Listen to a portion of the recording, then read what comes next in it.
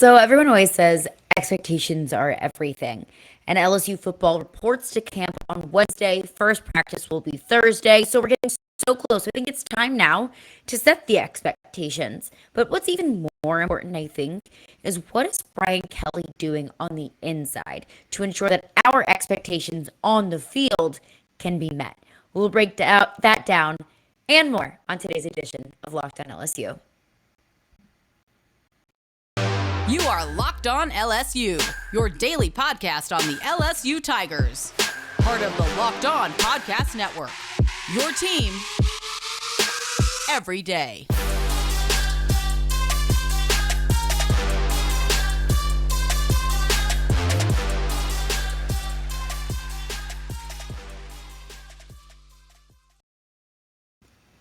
Well, thank you for making Locked On LSU your first listen every day. We are free and available wherever you get your podcast, your preferred podcast platform.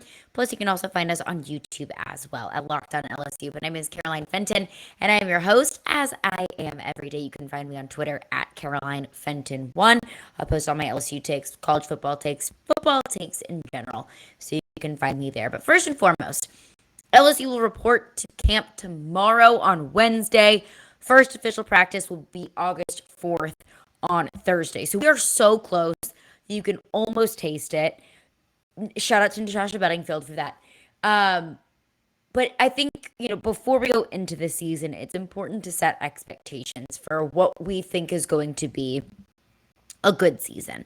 What we think is going to be, satisfactory for Brian Kelly's first year, what we think is maybe short of expectations. And that's really hard to set expectations for a first-year head coach whenever you don't know who the quarterback is going to be, whenever there are question marks at who's filling in certain positions in the offensive line, whenever there's a question at, what's the rushing game going to look like? Is this John Emery Jr.'s job to lose? Is this running back by committee? How does this cornerback group work together as a group of transfers who've never played together before? There are so many questions going into this season. So how can we fairly evaluate what expectations should be? And I think that starts on the inside. And I want to get into what Brian Kelly expects from his players and how he is going to, or he has already established a culture of that in LSU's locker room. But first and foremost, I want to talk about our expectations for Brian Kelly because he is beginning officially tomorrow. He's officially beginning his reign as the LSU head football coach in his first season as camp kicks off on Wednesday and Thursday, reporting on Wednesday and first practice on Thursday. And there was one thing that he mentioned when he spoke with LSU boosters, Rotary Club meetings, that sparked something in me that reminded me of something. And I think that this is a fair way to evaluate our expectations for Brian Kelly based on the expectations that he has for himself. So this was Brian Kelly on Thursday. I want to play what he said, and I'll break it down for you. I don't care where you're from. When you're a football coach and you get an opportunity to be the head coach at LSU, it's really simple for me. 32 years of being a head football coach, I have a plan, and my plan is pretty simple. I've used it pretty much for my entire career. Certainly, I've learned along the way through mistakes that I've made, and I've made the adjustments accordingly to be better at my job. And so you don't have to be from Louisiana or Alabama or Mississippi or Michigan. You need to be aware of what your charge is on a day-to-day basis and what your why is. And my why is to develop 18 to 21-year-olds on a day-to-day basis. What is your why? I think that's kind of a cliche that we hear a lot of times in sports, but I also think it's very important. I always go back to what Bill Belichick's kind of mantra or slogan is with the New England Patriots, and it's DYJ, do your job. If you don't know what your job is and you don't know what is expected of you, then you can't do your job. And if you can't do your job, I don't care if it's in a corporate setting or on the football field, then your team won't be successful. So I think that's an important thing here, that Brian Kelly recognizes and acknowledges that his job, his why, football games for LSU. I heard him say that. Again, that was Brian Kelly on Thursday, speaking with LSU boosters. That reminded me of something that he said a couple of weeks ago that really stuck out to me when he said it then. Coach, I wonder why you feel like you're a great fit for LSU since you haven't been in the South that much. And corollary question is that what do you think of Texas and Oklahoma joining an already great conference? Well, I think fit is about, the ability to run a program, at the highest level. I've done it for 32 years. I've had success at Notre Dame, Cincinnati, Central Michigan, wherever I've been. So, running a program and then, developing players, player development. I think those are the most important thing. And I don't think that needs to be, geographical in a sense. I've gotten to love where I'm at in Baton Rouge. I love the people. They love football. They love family. And they love food. And that fits me really well. So I guess I should have been in the South all along. So the thing that really stood out to me about both of those clips that I just played is completely shutting down all of this preseason discussion, or the discussion that unfolded after Brian Kelly was hired, about quote unquote cultural fit. And I think that that was a fair concern when the hire was first made, because that was all of our first questions, the first thing that we went to, naturally, because LSU went from having a coach who was born and raised in Louisiana, played football at LSU and again at Northwestern State, had a Cajun accent, and lived and breathed the state of Louisiana. So moving on from that coach to a coach that coached at Notre Dame in the Midwest, Central Michigan in the Midwest. He's from Boston. A coach that doesn't have any sort of Southeastern ties or even Louisiana ties at that. The cultural fit, quote unquote, was a very fair question. But I think that's continuously been something that's been attached to him since, in the last, let's say, 8 months that he's been hired. And I'm going to be honest with you, I'm tired of it. I said it before SEC Media Days. One thing, like some things that I wanted to hear from Brian Kelly at SEC Media Days, and things that I didn't want to hear asked by Brian Kelly or addressed by Brian Kelly. And that was the fake accent, or the dancing with the recruits, or the cultural fit. Because I think it's such a tired excuse. Because if LSU starts off the season 0-1 against Florida State, if LSU, let's say, goes 6-6 on the season, barely makes a bowl game, doesn't show a lot of promise for the future, which I don't think is going to happen, but at this point, I think there are a lot of different possibilities on the table. If all of those things unfold, if LSU football falls short of expectations, our critique isn't going to be that Brian Kelly didn't have ties to the Southeast. Our defense of Brian Kelly isn't going to be, well, what do you expect? He's not from the South. He's not a cultural fit. No. That's not going to be the defense, and that's not going to be the excuse, and that is not going to be the thing that I think all LSU fans or college football fans look to if LSU is not successful. It's going to be the coaching, it's going to be the coordinating, it's going to be the developing, it's going to be the recruiting, it's going to be how were those players that you evaluated and brought in from the transfer portal, how have you been able to integrate them into this team and into this culture? So I appreciate Brian Kelly taking this narrative of not a cultural fit and turning it into something positive. Hey, he's had success at several different programs. He's had success developing players year in and year out. And I'm not saying that Brian Kelly is guaranteed to have the same success at LSU than he's had at Central Michigan and at Notre Dame. I'd like for him to have even more success at LSU. But I'm saying this cultural fit narrative is getting tired, and I appreciate him turning it around and making it a good thing. That, hey, it doesn't matter where you're from. It doesn't matter. It didn't matter that Nick Saban came from Michigan State to LSU and then won a national championship and is now one of the most winningest coaches in college football. That doesn't matter. Winning games, winning championships, recruiting good players, and developing them to be even better players and getting them into the NFL, that's what matters. And that's what we're going to look back on the Brian Kelly era, is how many games did you win, not how did you fit the culture. Albeit Louisiana culture is incredibly important. Recruiting in the state of Louisiana is incredibly important. However, it's not everything. The important thing is winning. So how exactly does Brian Kelly intend to do that?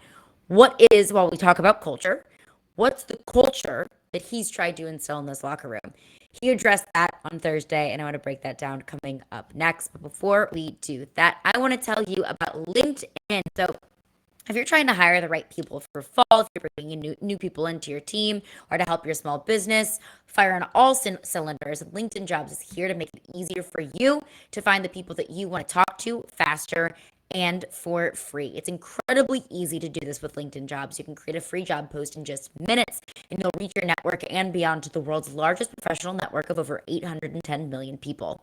Then all you have to do is add your job in the purple hashtag hiring frame to your LinkedIn profile to spread the word that you're hiring so your network can help you find the right people to hire.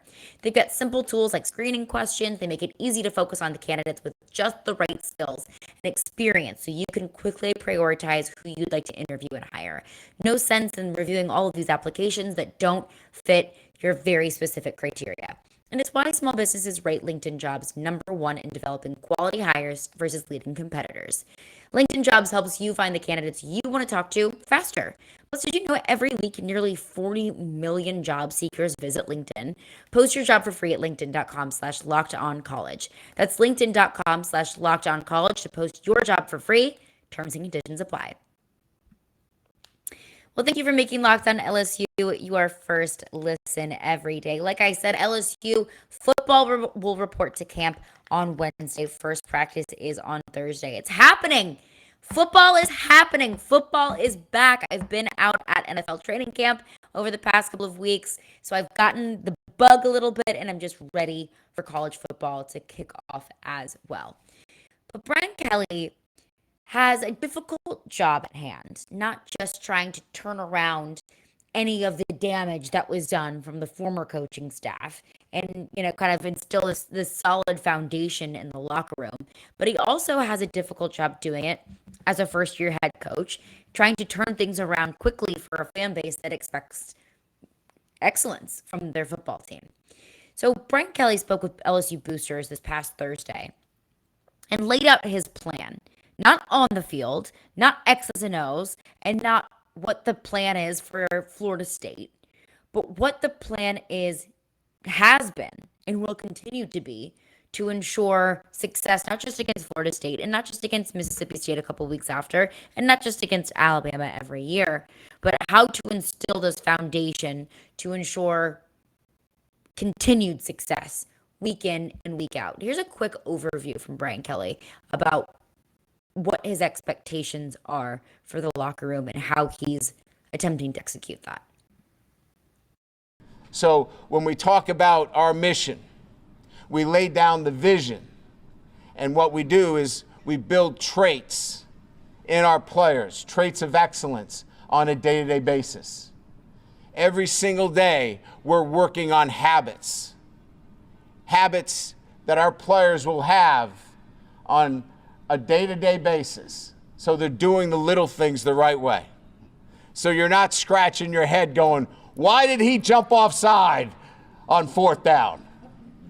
Why did he blow that coverage? Because we're working on those habits of doing the little things the right way every single day. So my toughest days are on Monday, Tuesday, Wednesday, Thursday, Friday. And I'm going to sit back with you on Saturday and enjoy the game. Cute little joke there from Brian. I like it. And a lot of coach speak there, traits of excellence. A lot of, if you're familiar with very Butch Jones-esque, brick by brick, energy vampires, all of the kind of coach speaky, buzzword little spiel thrown in there. But I think at its core, it's an important message, especially because I always compare this new coaching staff to the coaching staff prior to Brian Kelly, the Ed Orgeron era. And I think that discipline and poor habits contributed to a lot of the downfall after the 2019 national championship season, because the discipline didn't come from the top. It wasn't consistent. The game plan wasn't there. The expectation day in and day out, whether it's practice, whether it's the first day of training camp, or whether you're going out on the field to play Auburn in the middle of the season, the expectations are the same. The mission remains the same. And this is what Brian Kelly kind of broke down as his mission, the 3 pillars, as he calls them. One being having the resources for, quote, high performance organizations. So what is that? That's, consistently successful teams, consistently competitive teams. First, with inside the locker room and the coaching staff and the support off the field that then translates on the field. He mentions staff that can develop players. And he mentioned earlier, the clip that I played earlier in the podcast, knowing your why.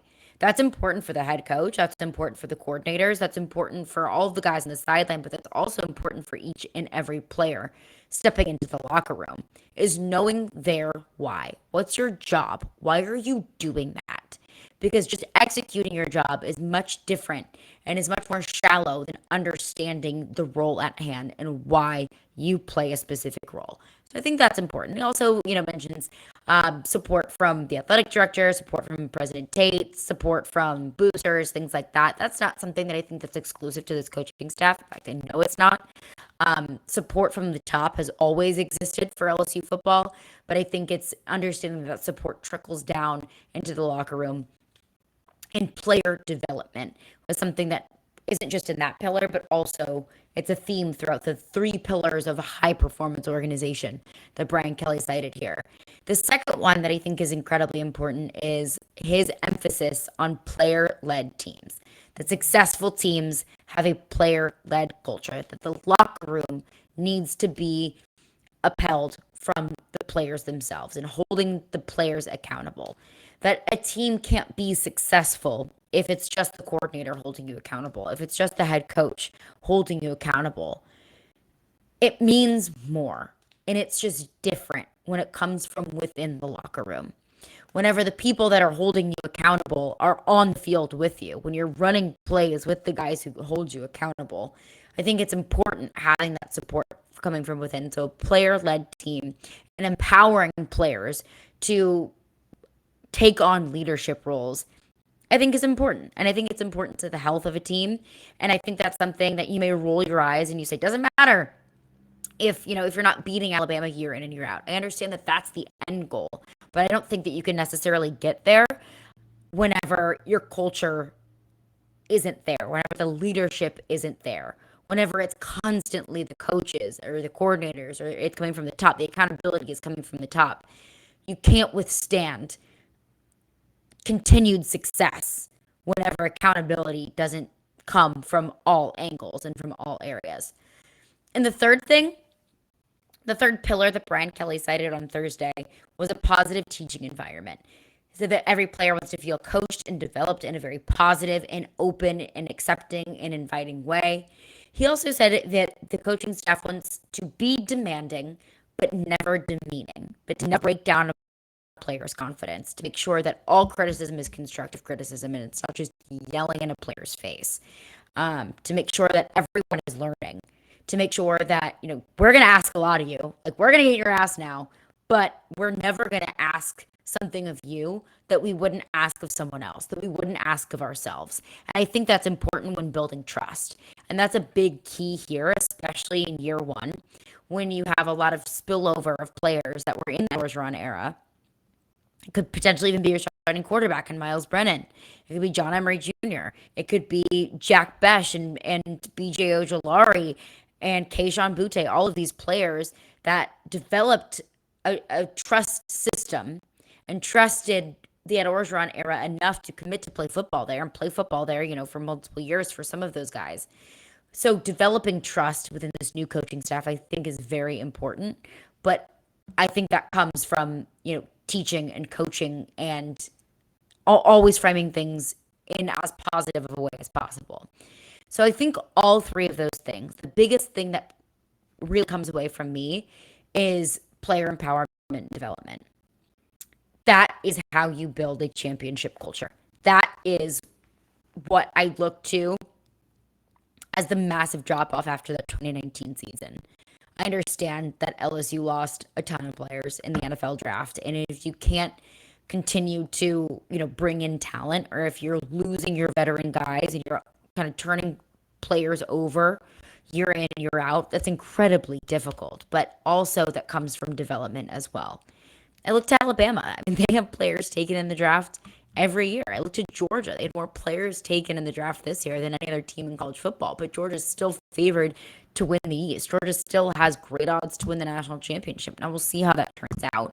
I'm not necessarily as high on Georgia as I think a lot of other national talking heads or college football insiders may be, but I think that just goes to show the fact that those programs, the Alabamas and the Georgias, develop players, and that's why you don't see a drop-off whenever their starting quarterback, starting running back, starting wide receiver all go in the first round. It's because you got a next man up. It's because you developed that player from the second that he stepped into the locker room, and now that player is ready to take on a starting role.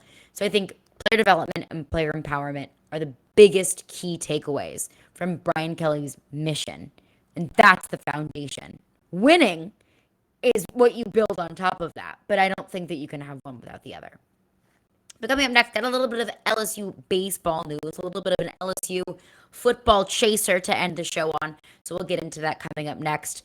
LSU adds one, but a few go away as well, so kind of a net positive there. So I want to get into that coming up next. Before we do that, I want to tell you about Built Bar, and if you haven't tried the Built Bar Puffs yet, you're depriving yourself of one of life's greatest joys, and you don't want to do that.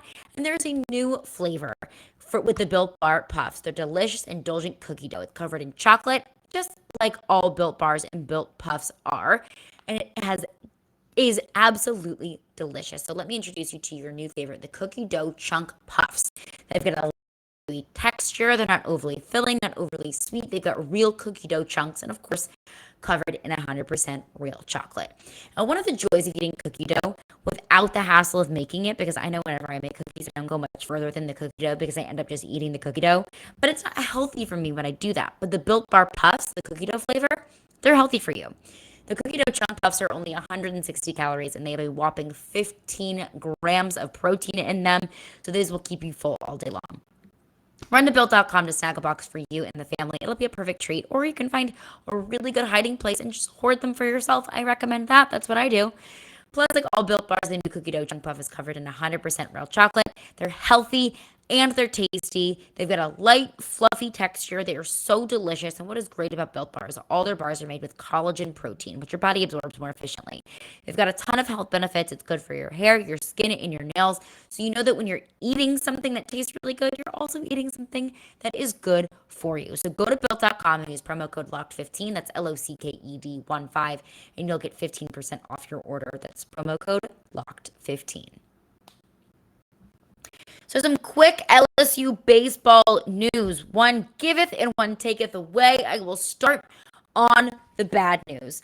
Carter Young, who was a LSU baseball transfer in from Vanderbilt, signed with the Orioles. He was drafted by the Orioles in the 17th round of the MLB Draft. He signed with the Orioles in the wee hours right before the signing deadline. So LSU announced on Twitter, they released on Friday all of the players, the transfer players that they had coming in. They announced the 5 transfer players, and Carter Young was on it. So that to me was the message that, hey, Carter Young is not going to sign with the Baltimore Orioles and is going to come to LSU, return to college baseball, and potentially enter the MLB draft later on. But nope, just a couple hours later, he did end up signing with the Baltimore Orioles. So what does that mean? My biggest question was, okay, now what does that mean for this LSU infield? Because not only is Carter Young, not only is he signing with who he was drafted by in the MLB, but also Jack Pineda, a Baylor transfer who is in infielder. Also, Kate Doty is leaving to the MLB draft as well. So that's three guys that you're kind of counting on to add depth to the infield. And of course, you're adding NC State's Tommy White. That's a huge addition. So my question now is, what is this infield this infield position battle look like? You got Trey Morgan at first. You could probably assume Tommy White at third. Jordan Thompson returns. So is he going to snip that starting shortstop role? I think it's interesting. You've also got Kevin Guidry who could compete for that shortstop role as well. So this infield positional battle, I don't think is going to be as robust or as competitive as maybe I thought 2 to 3 weeks ago. But you've still got depth, just not as much depth as I initially thought. But again, Carter Young, Vanderbilt transfer into LSU, will not even step foot in LSU because he's heading to Baltimore to pursue his MLB contract. But one taketh away, but one giveth as well, because the transfer portal has been awfully kind to LSU baseball this offseason. Paul Skeens from the Air Force Academy has decided that he's transferred to LSU. He announced that via Twitter on Thursday. So Paul Skeens is an unbelievable talent because he's an incredibly talented pitcher. Last year he was 10-3 with a 2.73 ERA. He had 96 strikeouts in 2 instances with 10 plus strikeouts in a single game, which is absolutely astronomical. But not only can he get it done on the mound as well, he's also really incredibly talented at the plate as well. He had a 3.14 batting average. And also, if that's not enough for you, he also played catcher. He joined Matt Moscona on after the review. He said that Fridays he would pitch, Saturdays he would bat, and Sundays he would catch. So there's literally not much that he can't do. But he also mentioned that he does not want to catch, and I don't blame him. Whenever your future is most likely on the mound, you don't want extra stress on your body playing the catcher position. But that's a huge addition to LSU, not just at the plate. I mean, look at the sluggers that LSU is going to have. Adding Tommy White and Paul Skeens, both really talented batters. But also LSU adding much, much needed depth at the pitcher position, because that was ultimately LSU's downfall, was this bullpen. There was just not enough arms, not enough depth in the bullpen. But Paul Skeens will join UCLA transfer Thatcher Hurd and Vandy transfer Christian Little, which is bolstering up this bullpen big time. Paul Skeens, first team All-American, certified two-way player, a baby Shohei Ohtani, if you will. So really excited to see what he can bring to this LSU team. But that is going to do it for me today. Coming up tomorrow, again, LSU football reports to camp tomorrow. So I will lay out what I expect to see in camp on the first day on Thursday, and some positional battles that I'm excited to follow as camp rolls out. But thank you for making Locked On LSU your first listen every day. Now you can get more on the SEC by making Locked On SEC your second listen. Everyday host Chris Gordy and the local experts of Locked On take you across the SEC in 30 minutes. You can make Locked On SEC your second listen.